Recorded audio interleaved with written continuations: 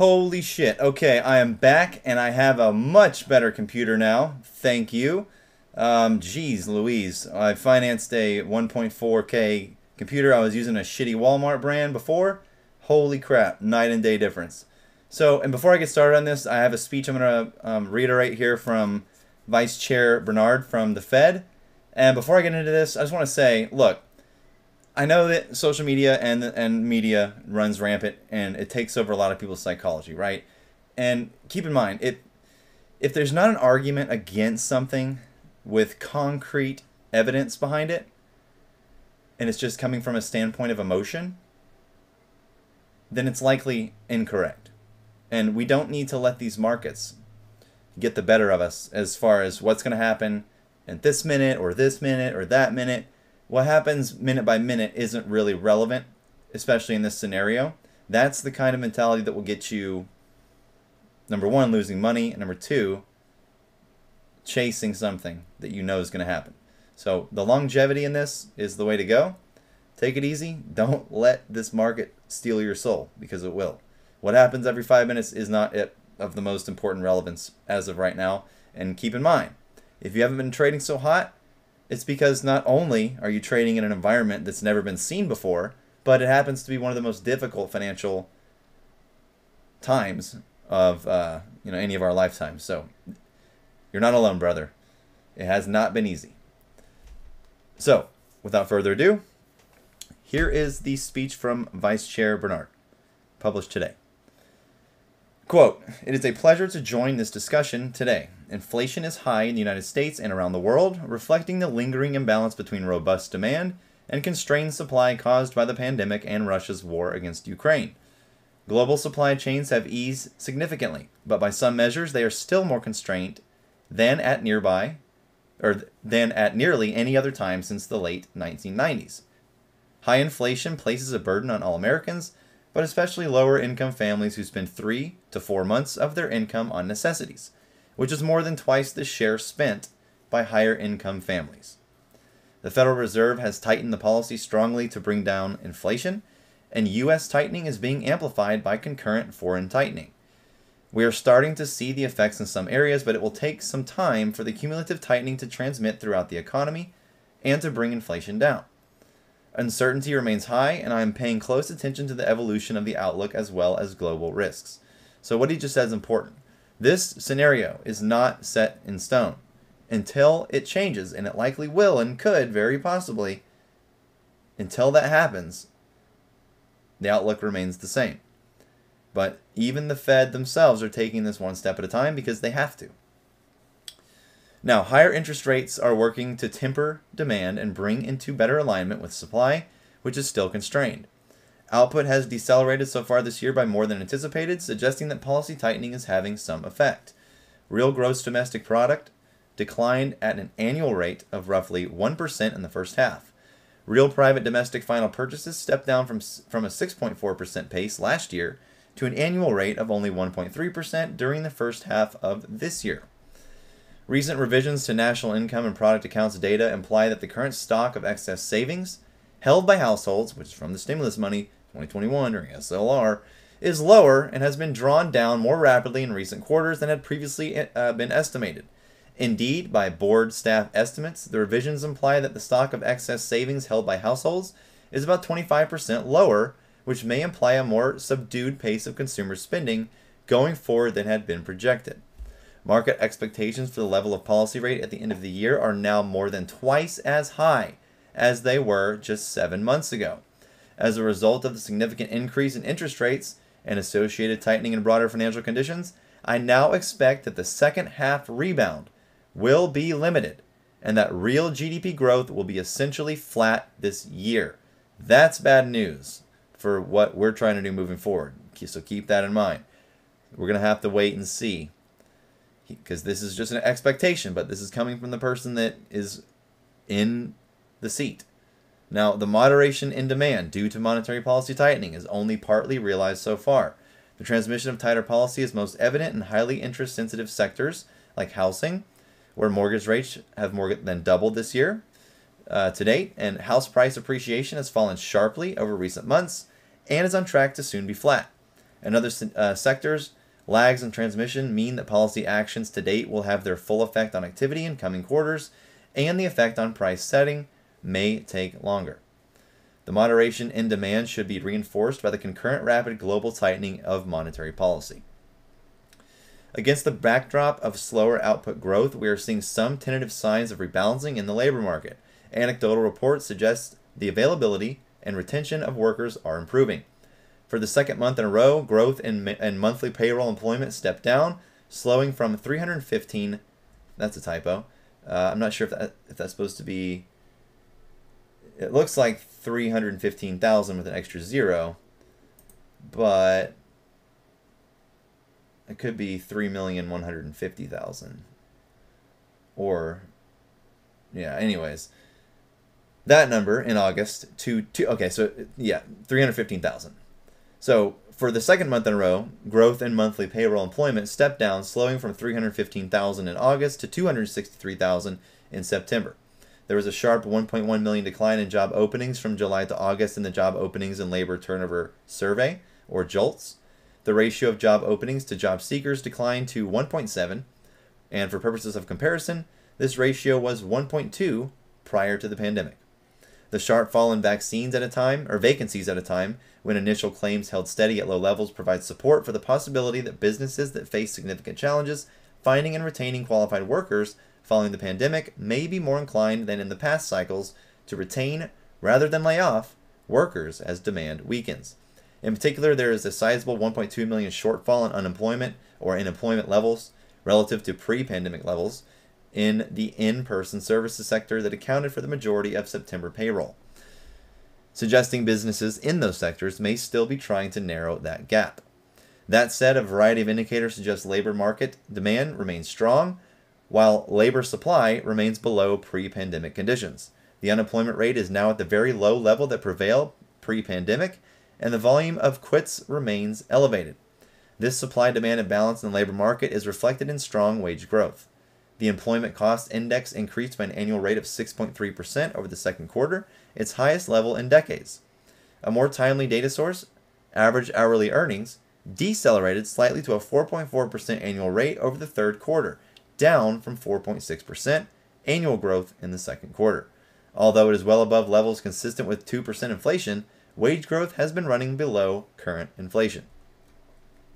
Strong wage growth, along with high rental and housing costs, mean that inflation from core services is expected to ease only slowly from currently elevated levels.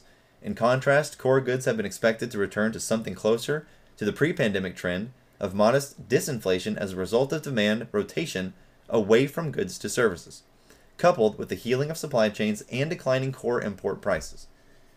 Disinflation in core goods would help to offset the inflationary pressures in services. During the 5 years before the crisis, core goods made a small, negative contribution to inflation. The contribution of core goods to inflation swung sharply into a positive territory in 2021, and had started to step down somewhat in the middle of part of 2022. So the purpose in the August inflation data was the large contribution of core goods inflation to overall inflation at a point in the post-pandemic recovery when many forecasts anticipated this contribution would continue moderating. Now, since the pandemic, significant supply and demand imbalances have coincided with the largest increase in retail trade margins in several sectors. In some sectors, this increase in the retail trade margin exceeds the contemporaneous increase in wages paid to the workers engaged in retail trade, although this is not true in food and apparel, which is why it's left out of the equation. The return of retail margins to more normal levels could meaningfully help reduce inflationary pressures in some consumer goods, considering that gross retail margins are about 30% of total sales dollars overall. For instance, among general merchandise retailers where the real inventory to sales ratio is 20% above its pre-pandemic level, retail margins have increased 20% since the onset of the pandemic, roughly double the 9% increase in average hourly earnings by employees in that sector. In the auto sector, where the real inventory to sales ratio is 20% below its pre-pandemic level, the retail margin for motor vehicles sold at dealerships has increased by more than 180% since February 2020, 10 times the rise in average hourly earnings within that sector.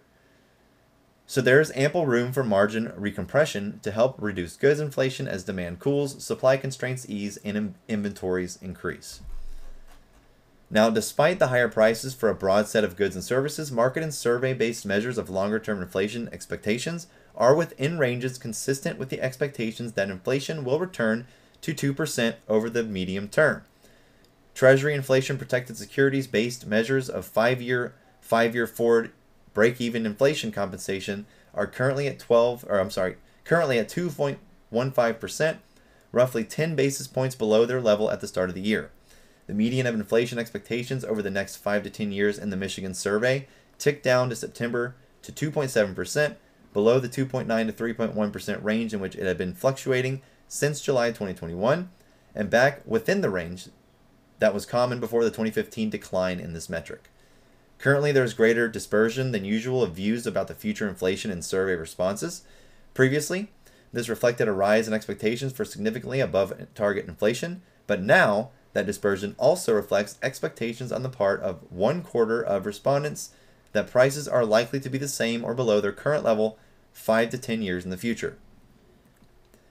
In order to bring inflation down and help keep inflation expectations solidly anchored at 2%, the Fed Reserve has increased the federal funds rate target by 300 basis points in the past 7 months, and both market and policymaker surveys indicate additional increases through the end of this year and into next year. In addition, balance sheet shrinkage is now proceeding at its maximum rate, reinforcing the move to a restrictive stance. Broader U.S. financial conditions have tightened rapidly in response. The two-year Treasury has moved up about 4% for the first time since 2007, and the 10-year yield is near its highest level in over a decade at 3.9%. Corporate bond yields have risen even more, as investment and speculative-grade corporate bond spreads have increased about 80 basis points and 170 basis points respectively over the year. Mortgage rates have more than doubled since the beginning of the year. The board's broad dollar index has anticipated 11% year to date.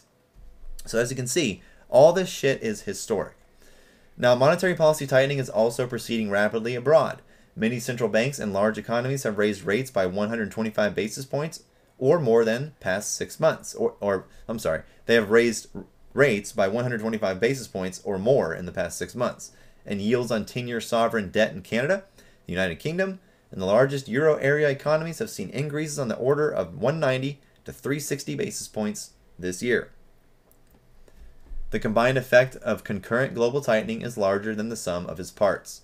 The Federal Reserve takes into account the spillovers of higher interest rates, a stronger dollar, a weaker demand from foreign economies in the United States, as well as in the reverse direction. We are attentive to the risk of further adverse shocks, for instance, from Russia's war against Ukraine, the pandemic, or China's zero-COVID policies.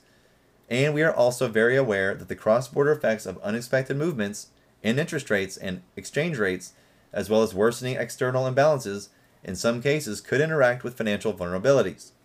In this environment, a sharp decrease in risk sentiment or other risk event that may be difficult to anticipate could be amplified. Fuck yeah, that's what I want to hear.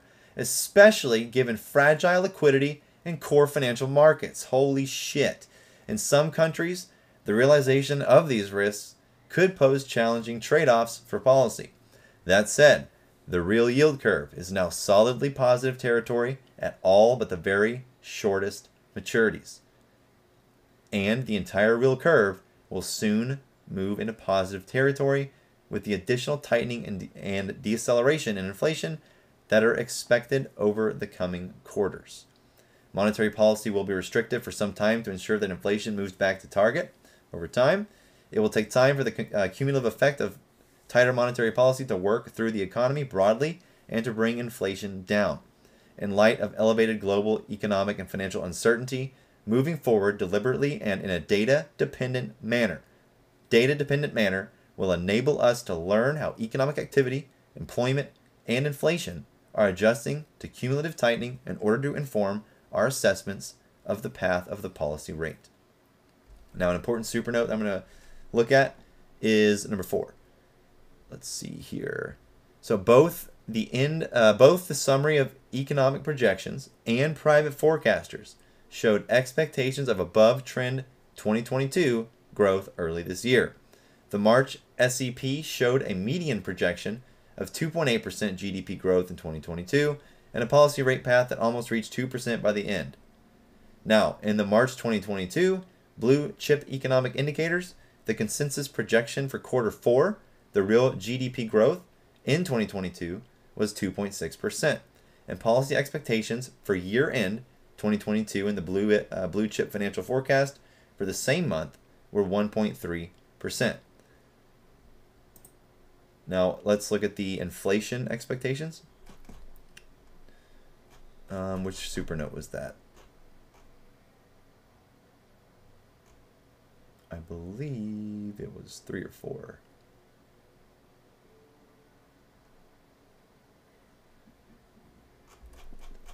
I thought there was one on inflation target. I was going to mathematically break it down real quick, but if it's not in here. Oh, okay, hold on.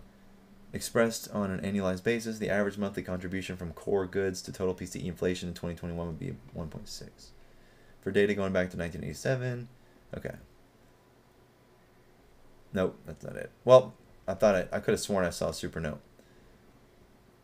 But yeah, whenever they release their next inflation target for the end of the year, we can mathematically break down, but based on repo numbers and how much they empty every day, what the target price is. So as of right now, it's still, I mean, up in the air. They could go both ways, so hang in there, man. Let's keep going. Free trial in the description.